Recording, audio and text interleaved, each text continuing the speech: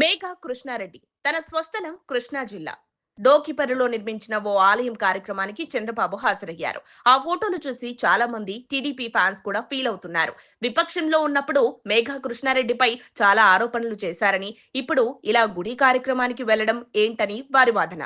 2014-19 కాలంలో మేఘా కృష్ణారెడ్డి ఏపీలో చాలా ప్రాజెక్టులు చేపట్టారు.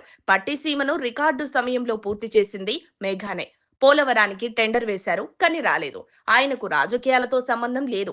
ఎవరో అధికారంలో ఉంటే వారికి ఆత్మీయుడు. తెలంగాణ ప్రభుత్వంలో బీఆర్ఎస్ ఉన్నప్పుడు ఆ పార్టీకి ఆయన అత్యంత ఆత్మీయుడు. ఎంతంటే కాంట్రాక్టర్లకు మంజూరయ్యే బిల్లుల్లో సగానికి పైగా మేఘా కంపెనీకే వెళ్తాయని చెబుతారు. ఆ సమయంలో కాంగ్రెస్, బీజేపీ ఎన్నెన్ని ఆరోపణలు చేసేవో చెప్పాల్సిన పనే లేదు.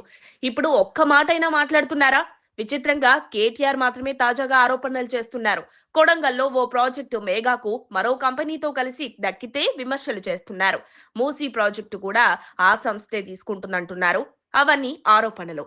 మేఘా కృష్ణారెడ్డి బేసిక్ గా కాంట్రాక్టర్. రివర్స్ టెండర్లకు ఆయన దక్కించుకున్న పనులు చేసి తీరాల్సిందే. లేకపోతే ట్రాన్స్ ట్రాయ్ ను తప్పించినట్లుగా తప్పిస్తారు. ఇక్కడ పూర్తి కావాల్సింది పనులే కానీ కాంట్రాక్టర్ ఎవరన్నది ముఖ్యం కాదు. రాజకీయాలను రాజకీయాల్లాగే చూడాలి కానీ ప్రతి దాన్ని వ్యక్తిగతంగా తీసుకుంటే ఎక్కువగా నష్టపోయేది ఆ పార్టీ సానుభూతి పరులే.